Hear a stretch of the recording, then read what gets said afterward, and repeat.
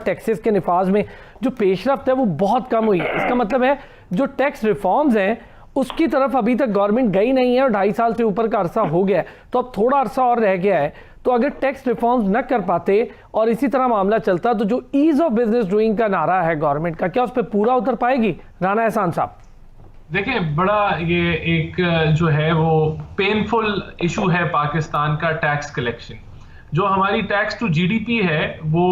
2018 में 11.1% थी, 2019 में 10.1% थी और जो पिछला साल गुजरा है उसमें 9.6% थी। तो ये बड़ी बदकिस्मती है कि पाकिस्तान की टैक्स टू जीडीपी रेशो एक तो गिरी है पिछले 2 साल में कंसेक्यूटिवली, और उसके अलावा जब आप रीजन में कंपैरिजन करते हैं तो हमारा lowest tax to GDP ratio है compare to India, Bangladesh, Sri Lanka और ये जो दीगर ममालिक हैं। इसी तरह ये पाकिस्तान की तारीख में शायद पहली दफा ऐसा हुआ हो कि 2018 में जो टैक्स कलेक्ट हुआ था उसके बाद लगातार कंसेक्यूटिवली 2 सालों में टैक्स कलेक्शन नहीं बढ़ी आपकी, वहां फ्लैट ही रहा या थोड़ी सी कम कलेक्शन हुई। तो इस साल जो है वो थोड़ी बेहतरी हमें नजर आ रही है। गवर्नमेंट ने जुलाई टू जनवरी जो है वो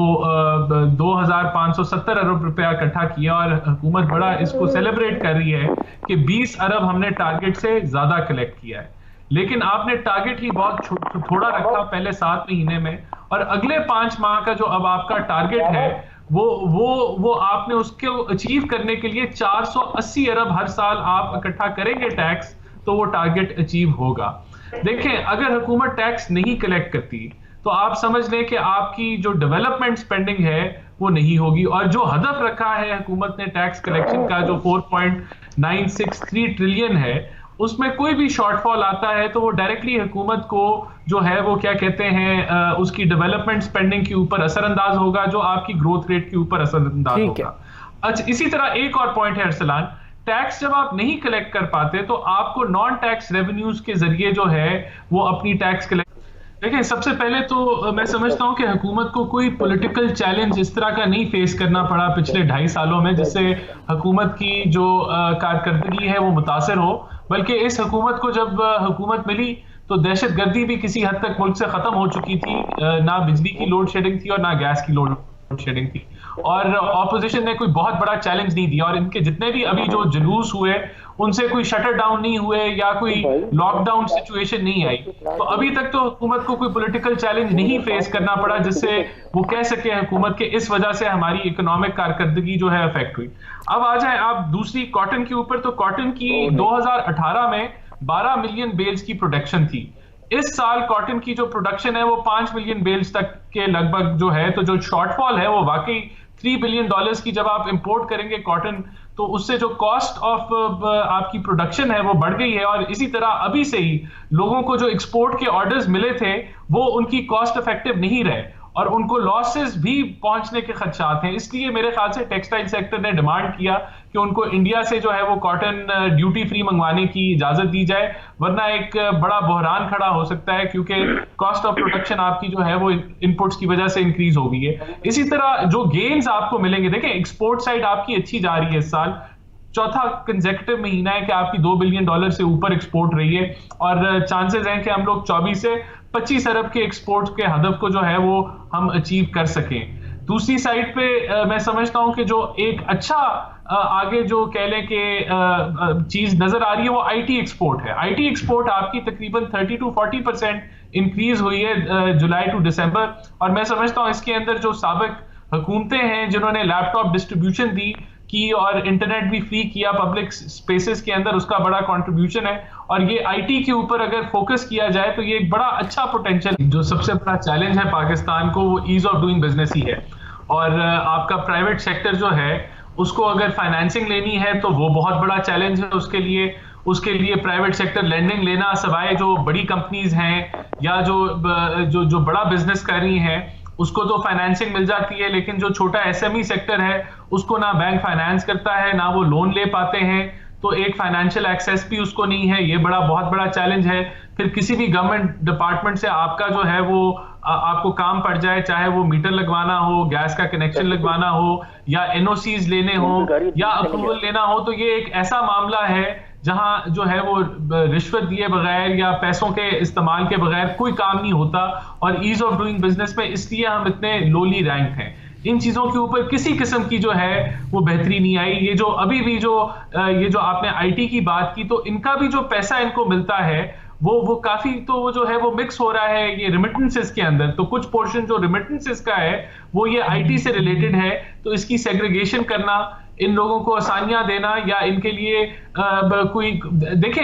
मैं आपको एक मिसाल देना चाहता हूं कि आपने ऑल्टरनेटिव एनर्जी पे एक पॉलिसी दी कि 2% प्लस 4% के ऊपर यानी कि 6% पे फाइनेंसिंग हुकूमत देगी ऑल्टरनेटिव एनर्जी को, जैसे सोलर पैनल्स है। तो आपने देखा सोलर पैनल्स का बूम आ गया और 3, 4, 5 सालों में अब घर सोलर पैनल्स जो हैं वो लग रहे हैं। इसी तरह जब तक आप एक एक सेक्टर को मराहत नहीं देंगे, इंसेंटिव्स नहीं देंगे, उनको इनकरेज नहीं करेंगे, तब तक वो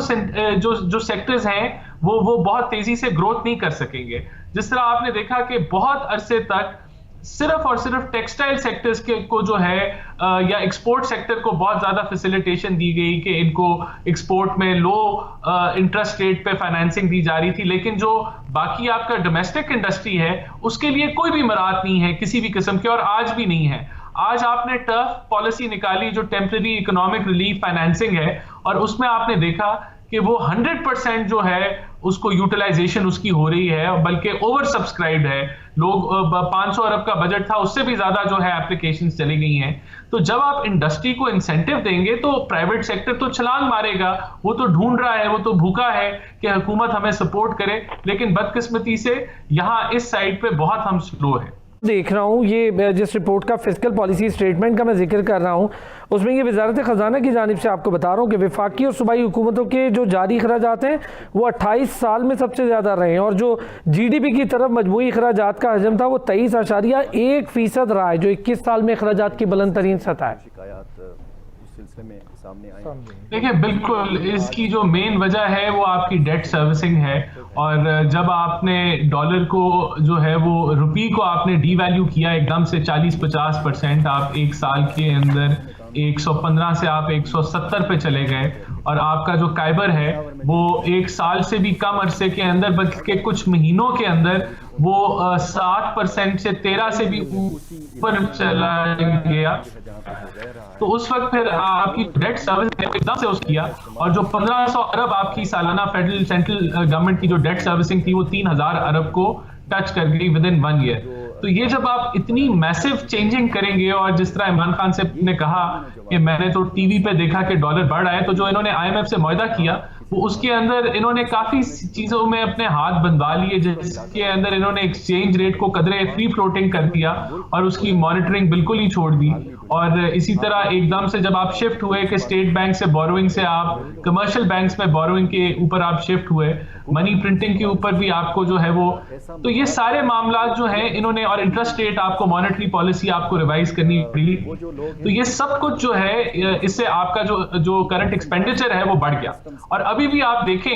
कि हम ये तो कहते हैं कि हमने 4.96 ट्रिलियन हमने इकट्ठा करना है, लेकिन डॉलर वैल्यू में ये आज भी 2018 के टैक्स के हदफ से कम है इन डॉलर टर्म्स। तो आपकी जबकि एक्सपोर्ट जो है वो 14%, इंपोर्ट जो है आपकी 14% है GDP का हुजम, तो डॉलर जो है वो हमारा ओवरऑल जो है GDP श्रिंक हो गई है।